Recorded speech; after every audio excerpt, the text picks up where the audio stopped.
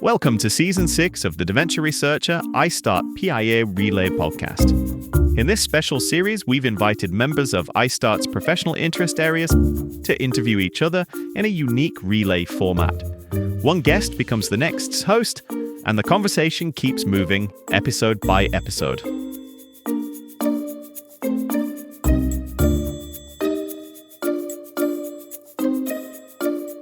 ISTAART, part of the Alzheimer's Association, brings together researchers, clinicians, and professionals dedicated to understanding and treating Alzheimer's disease and other dementias. We'll be releasing one episode each day in the lead-up to this year's Alzheimer's Association International Conference, taking place in Toronto and online, showcasing the vital work of ISTAART PIAs and talking hot topics in research. Thank you for listening, and we hope you enjoy the series. I am Owen Carmichael. I am a professor and director of biomedical imaging at Pennington Biomedical Research Center in Baton Rouge, Louisiana, in the United States. And I am the incoming chair of the Nutrition, Metabolism, and Dementia Professional Interest Area of ISTAART.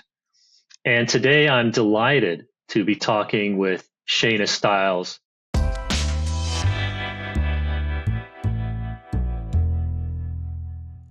Well, okay, so maybe we can start by having you tell us a little bit about your role and your research. My name is Shana Stites. I'm the outgoing chair of the Diversity and Disparities PIA. I'm an assistant professor at the University of Pennsylvania in Philadelphia, Pennsylvania.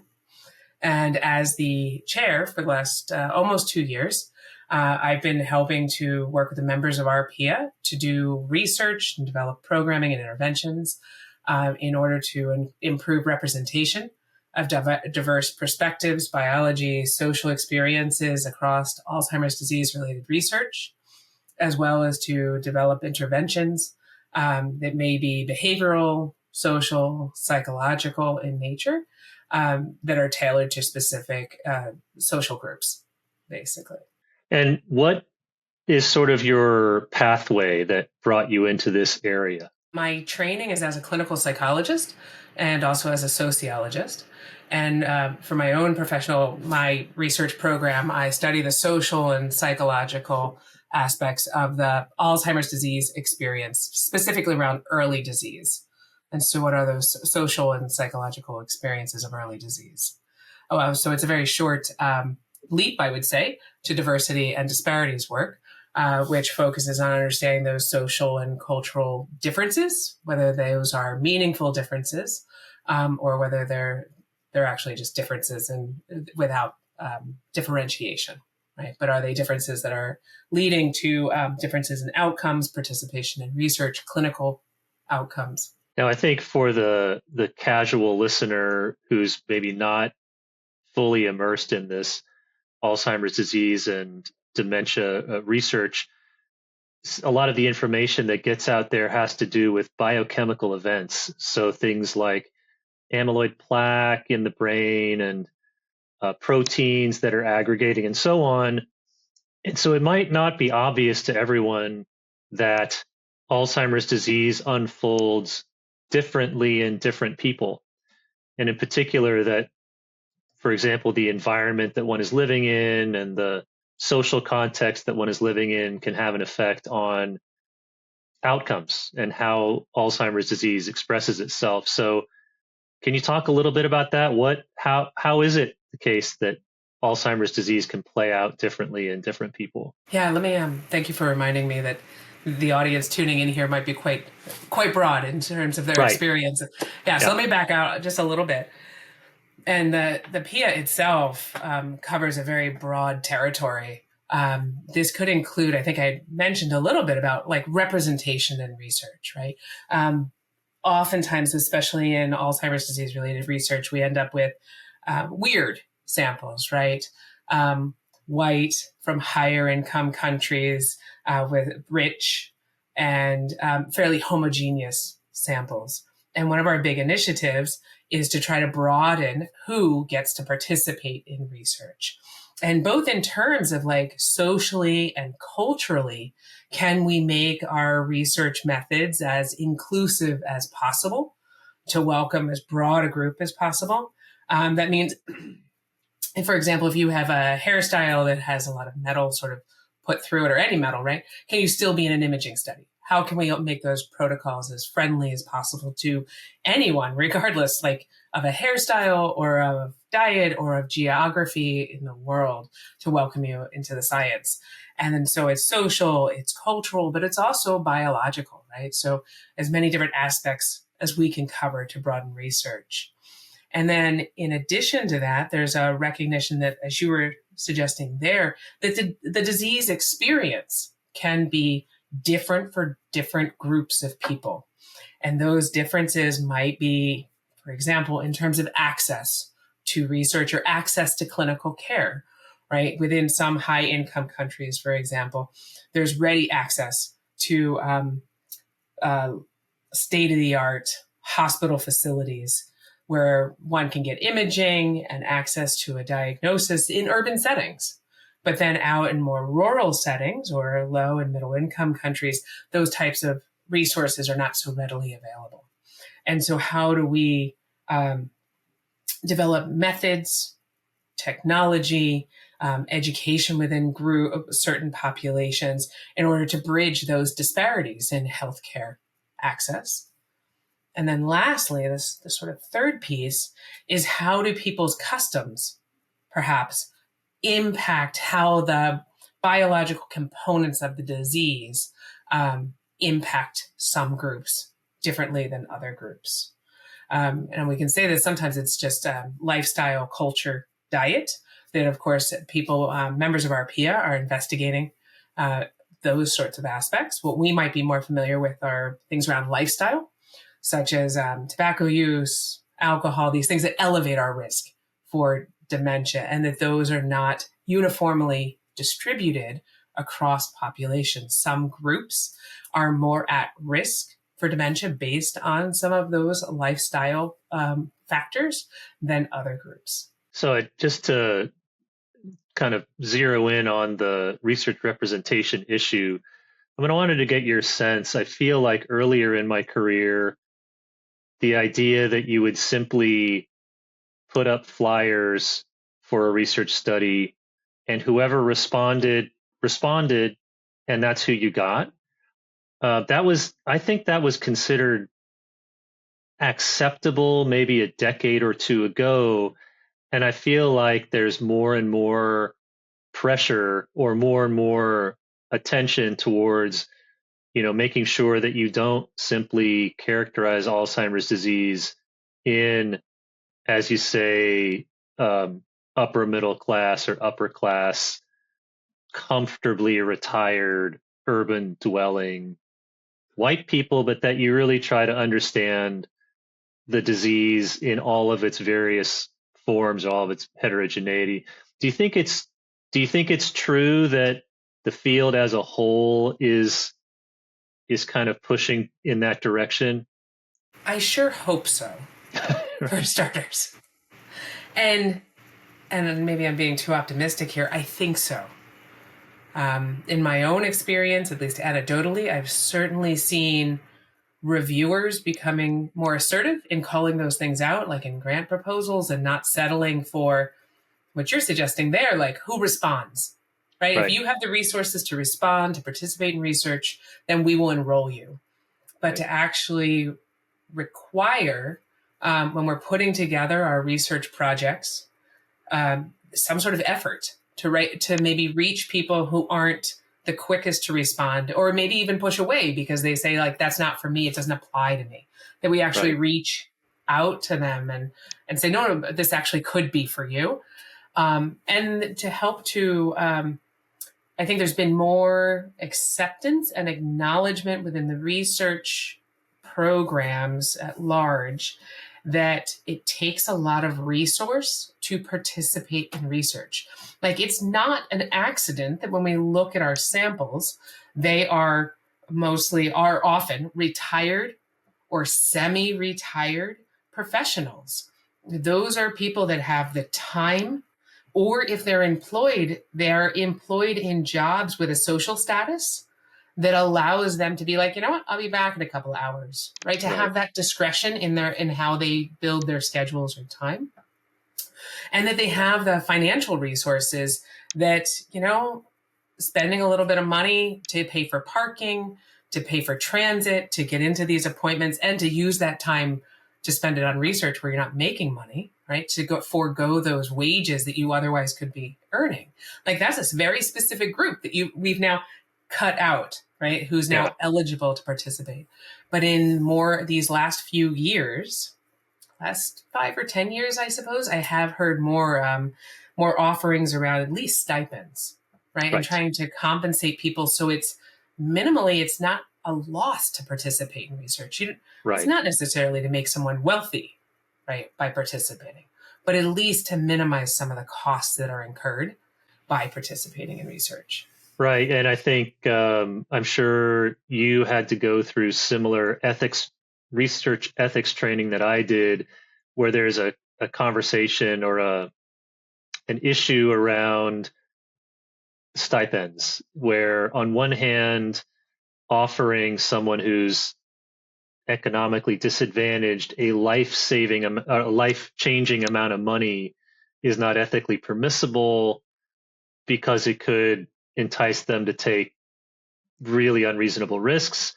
On the other hand, as you say, it's also not acceptable to expect people to take a economic loss, losing a day's wages and getting nothing in return for that. So I'm not sure what the question is. I think for different institutional review boards, or that's what we call them in the U.S., ethics boards. I wonder if different ethics boards have to have this conversation with researchers about what role should the stipend play. I'm sure they do. And even if the ethics boards or the IRBs aren't having those conversations, I would be encouraging all researchers to struggle with it, because it's often not very clear cut, right? It's, in one hand, we've had historically populations exploited and victimized through research because they've been made available, right, as research specimens. Right. And then it turns around in more current times, and those are the groups that are now currently being exploited, how do we incentivize them to participate? And you can see how that's a very difficult road to travel, where you're holding both of those things. And so the conversations with our peers in figuring out the best way to do that, because what I think, more directly to what you were just talking about there, what incentivizes one person or becomes manipulative to another person is difficult to judge. And you have to know your populations that you're working with so you can more accurately have those conversations and figure out what the right answers or the best answers for those particular groups are. It's another, if we're going to plug things, it's another reason why having participants or participant engaged research is so important, because then you have community members who are helping to offer that guidance, right? Like, are you on the right side of this where you're compensating people so they don't take losses? Or are you going so far as now it's exploitative or manipulative? I think if I could add on for just a second, something else that's sort of come along the same line of research, right? It's very easy to have the conversations around stipends where there's a direct, money is involved. But in more recent years, this conversation's expanding to include things that are not about money, right? We need to cover people's time and costs for participating in research. And then we have people show up on our door to be part of research, and they're not looking for money, right? They're looking for knowledge about themselves, about their communities. And this has come sort of boiling over into conversations that are happening right now around disclosure of results. Right. And where research meets clinical practice of if we're doing these studies because this information is experimental, we don't really know what the knowledge means. How do we return this information to people who are participating because they need to know it? I'm reminded of the metaphor of the researcher as a helicopter. So you have a community that is going about its life in community. The helicopter flies in with the researcher asks for a bunch of things, says, gimme, gimme, gimme.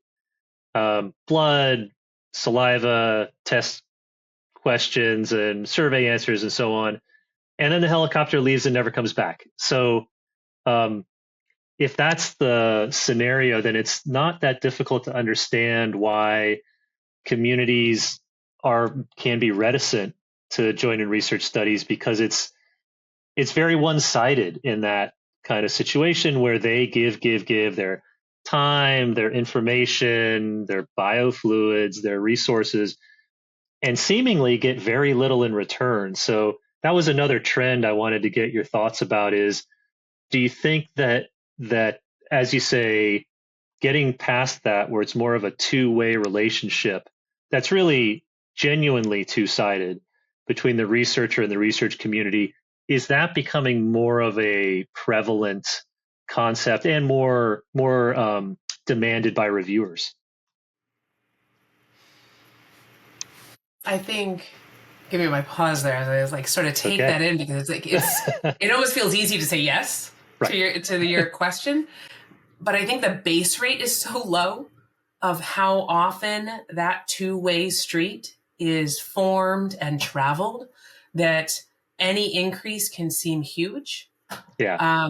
But if I step back and I sort of survey the Alzheimer's disease and related dementia research landscape, right, that big picture, I would say no. Like that is I think that ADRD researchers follow a tradition that has been set up by researchers, Western researchers writ large, that there is a magical veil, right? We're following like the Hawthorne effect. Like things are changed by studying them. So we're going to try to hide ourselves and pretend we're not studying them, or we're going to keep this wall, this facade, right? That we're over here and you can't really see the man behind the curtain, what we're really doing. And then we're not really here. We're just going to be like observing you, but you don't know it. Yeah. And they maintain that false idea very vehemently. Right. So I would say no. I mean, I would love to see more of it, because I think that research participants are very aware that they are in research. I think the ones that aren't in research are aware they're not in research, and when researchers are trying to bring them in. And so if we could be more genuine in saying, like, this is actually a real process here, it's a two-way street. How do we have communities engaged, community participatory research? So we're doing research in a way that not only can we as researchers be seen by those communities, but we can be seen and then embraced because they agree, after the transparency is there, right? They still are on board. That might, I think, to clarify, I think participants do sense transparency and are in agreement and willingly there. I think in some ways researchers fool themselves into not realizing just how transparent they are to the people they're interacting with. Right.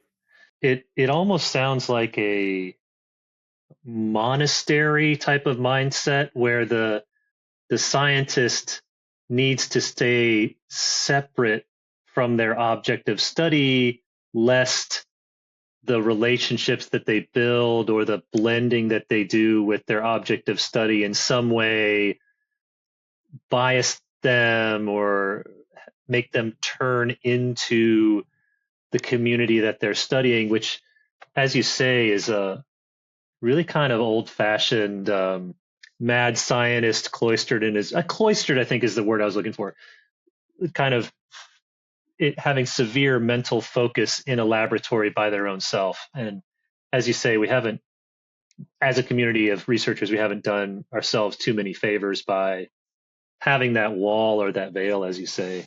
Yeah, this could be my sort of spot in the world it's biased by what I get to see.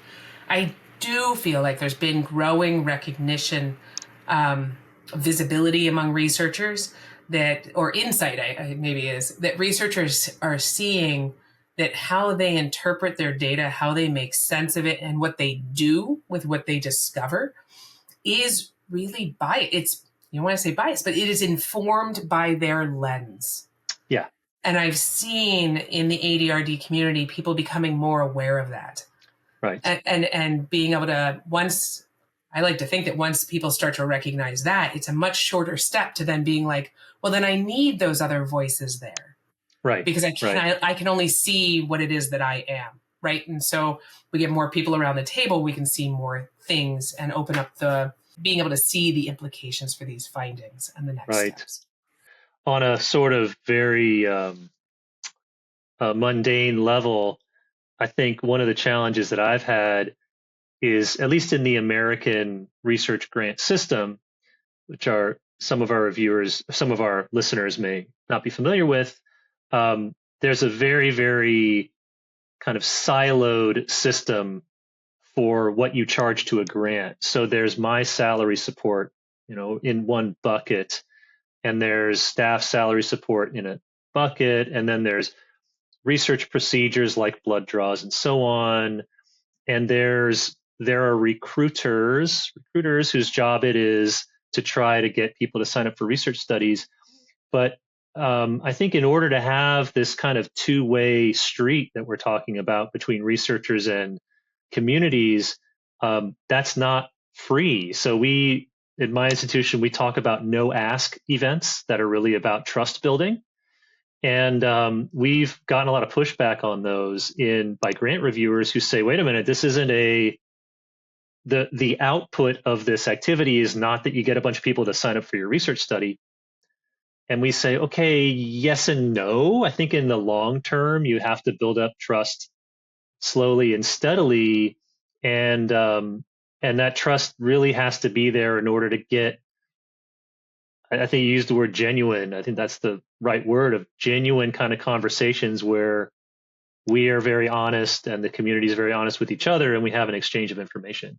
I would fully agree with what you're saying there. And listening to what you were saying, it made me think of like how we keep the ledger in research is like, I'm a psychologist, just to go back to that one. We're taught in like family and couples counseling that you can tell that there's a marriage that's in trouble when they come into your office and they've got the ledger, right? Yeah. Like you did this and I did this and you did that and I did this, right? When you hear that, you're like, we're there. The bucket of emotional and community resources, familiar resources is empty.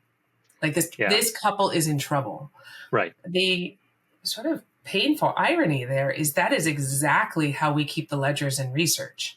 Yeah. I pay for this, I get for this, right? I recruit you, then I get this.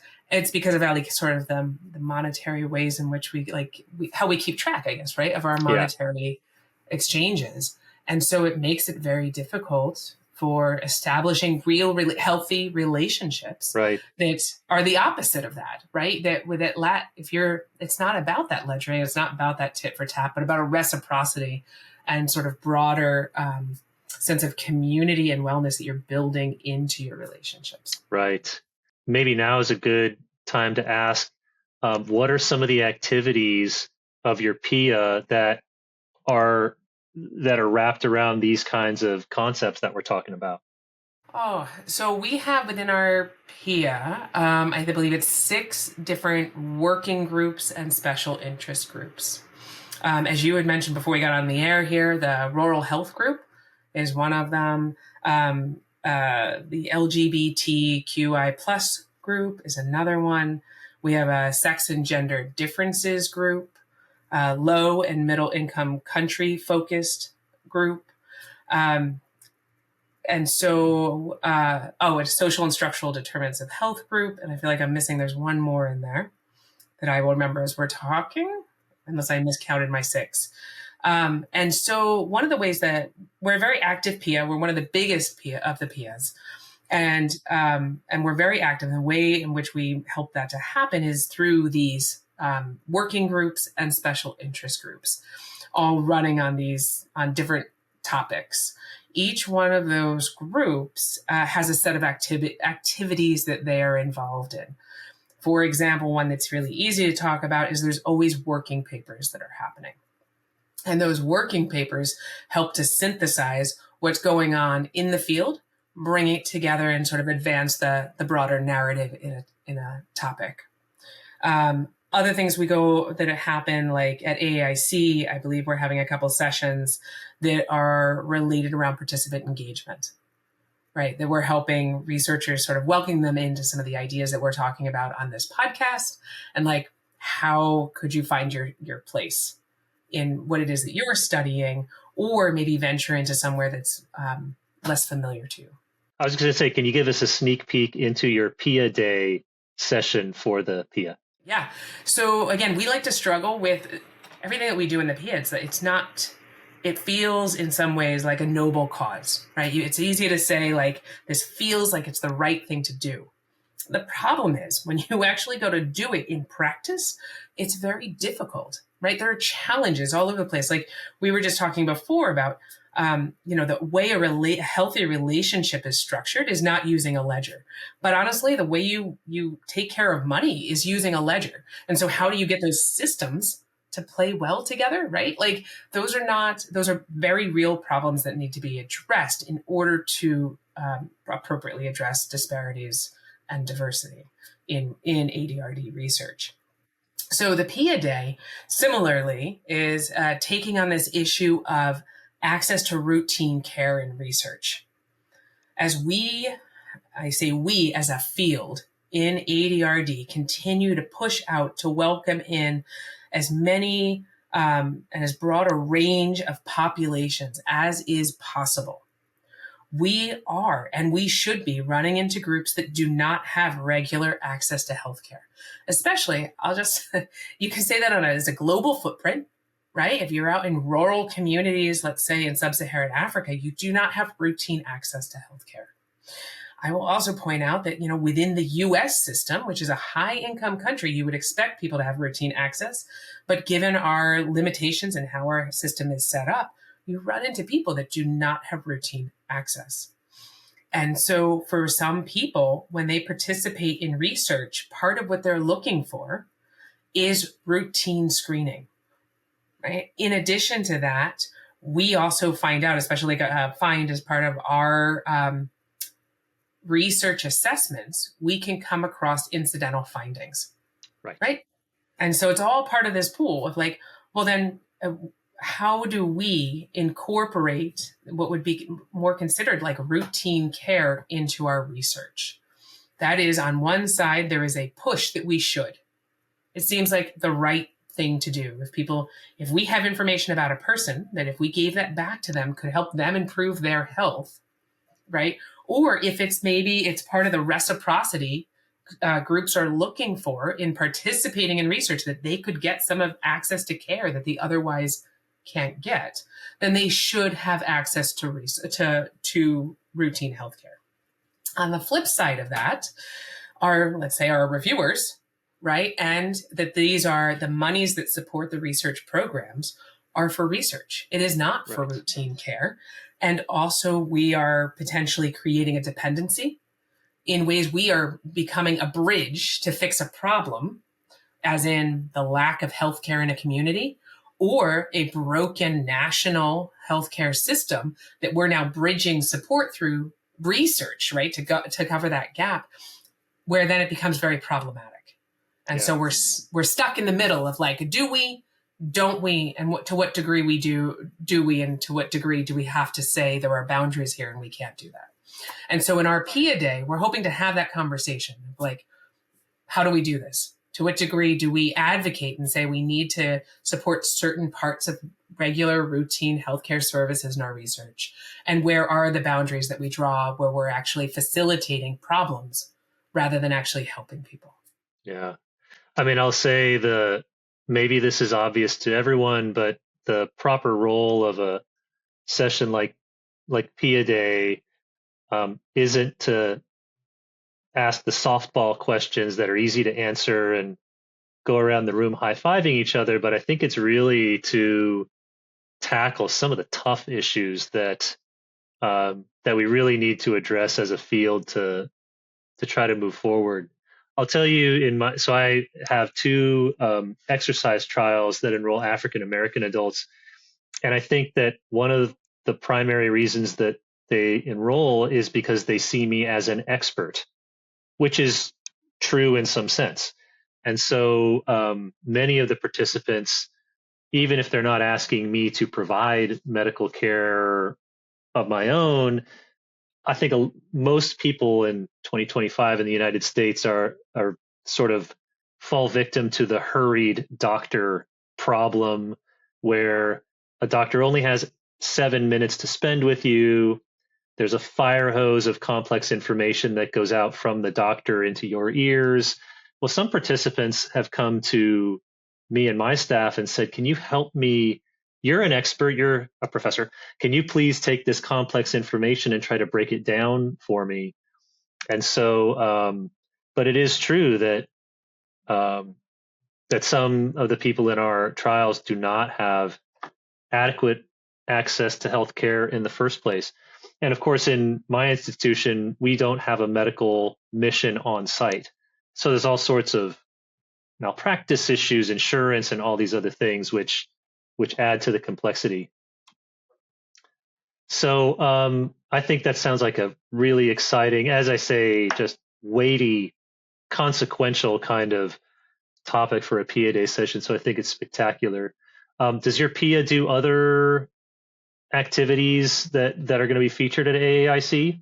Well, just let me hang on PIA Day for just a second. Yeah. I would say, so part of the reason this came up is I know that there are I've heard from individual researchers that are struggling with these issues, right? And they're struggling alone. And so at least if we can do it as a PIA Day, it brings those people together to try to have those hard conversations about what do we do when we're trying to do the right thing. And for those people who are not yet, I've also had people sort of react to this, like, why this topic? Why do we care? Like, this is not relevant. Right. And clearly they need to sort of becoming more informed about seeing how these struggles can unfold in research, and maybe helpful to them in engaging the issues as well. Right. So we'll see. Please come. You're welcome, as well as anybody who's listening to this podcast. Please come to the PIA Day. I will say I am never disappointed. We have not only one of the biggest PIAs, we also have one of the liveliest and spiciest PIAs, where people put it out there, right? So we could argue and figure out, like, what is the next thing we need to do here? How do we move this forward? And it's pretty awesome. So there's the PIA Day is happening. We also have a newsletter that went out within the last week or two. If you haven't caught that, that should be available online, and it has a listing of many of the activities that will be going on at AAIC. There's an intermissions that will be happening, focused on LGBTQI plus conversations, given some of the climate that's currently going on in the US and potentially broader. There's a PIA-driven workshop as well that's happening, that is around introducing people to the PIA, to participating in the PIA and different activities that we do. And then, of course, we've asked everybody who's submitted posters and talks that are related to PIA Day topics or issues to tag the PIA in the program. And so you can, of course, search out using the diversity and disparities hashtag within the program for those specific topics and conversations. Well, I'll tell you, I always make an attempt to attend this particular PIA because, as you say, it's anything but boring. It's a full room. It's people who are not afraid to ask questions and speak their mind, and it's very, very stimulating. So I would encourage everybody to try to attend the Diversity and Disparities PIA Day session. We are a very welcoming group. There are some groups are more or less welcoming. I'd like to think of the D&D PIA as being very welcoming to new people. We have a breakfast one of the days. I forget which. I think it's a Thursday morning. That is a breakfast that anybody is welcome to join and participate in. We try to focus it on new investigators, early career folks. It's an opportunity to come and network and talk to more sort of mentored, seasoned folks who fall along that entire continuum of professional experience. Please come to the breakfast. It's a little bit early, but I promise you won't be disappointed. It's a good group. One of the big barriers that I hear when I talk to people who are looking at the Diversity and Disparities PIA, who are thinking it might be something for them, but they don't do it, is because they're worried that they can't fit in, that they can't find their thing, or they want to be part of it because they want to know more about these topics, but they're reticent to join in because they don't know enough about the topics. They just chase themselves in circles. And I'd like to just cut to the chase there and say, like, please come and participate. That's, if you show up and you say, I don't know these things, that is a perfectly fine place to start. Hang out in the PIA long enough and you won't be able to say that, but it's perfectly fine to come in and not know where you're going or why you're there beyond a sense that maybe it's the right place to be for you. Please come join us. Absolutely. Well, Shana Stites, this has really been a great conversation. It's time to end today's podcast.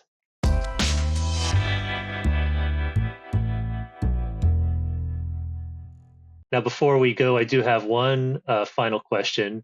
What advice would you have for someone who's just learning about ISTAART for the first time, and how has ISTAART helped you to get involved? So ISTAART has been instrumental in giving me access to the broader field.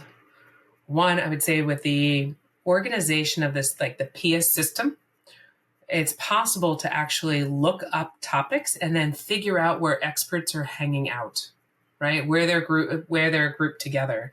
With the help, I think, of the pandemic, as people became more and more comfortable with getting onto these online meetings or virtual meetings, it is ISTAART, the PIAs that ISTAART supports, the additional webinars that ISTAART does, is phenomenal through this like virtual platform that you can range anywhere from actually being one of the people that's doing one of the talks on the webinar and sharing your expertise to actually being like, you know what, I have 10 minutes before my next meeting, this webinar is going on, or this SIG group for a certain PIA is going on. Jump on, keep your camera off, just listen to what's happening and sort of feel it out until you find your niche. And so ISTAART has created this beautiful continuum of opportunities that you can find like the right level for you, or at least, and that's what I've done. I've shown up in groups where I can fall into the background and just learn from the other people that are there versus groups where I'm one of the people that's running my mouth at the top. Right. Well, again, Shana Stites, great conversation. Thanks for taking the time to join us today. Thank you, Owen. It's been a real pleasure talking with you and getting a chance to meet you. Thank you for listening. You can find profiles on myself and Dr. Stites from the Diversity and Disparities PIA and information on how to become involved in ISTAART on our website at dementiaresearcher.nihr.ac.uk and also at www.alz.org/ISTAART. That's ISTAART. There's a link on that page to the show notes. I'm Owen Carmichael, and you've been listening to the Relay podcast from Dementia Researcher and the Alzheimer's Association. Please hit subscribe on YouTube or in your favorite podcast app to ensure that you do not miss an episode. Thank you. Bye. The Dementia Researcher podcast was brought to you by University College London with generous funding from the UK National Institute for Health Research, Alzheimer's Research UK, Alzheimer's Society, Alzheimer's Association, and Race Against Dementia. Please subscribe, leave us a review, and register on our website for full access to all our great resources. dementiaresearcher.nihr.ac.uk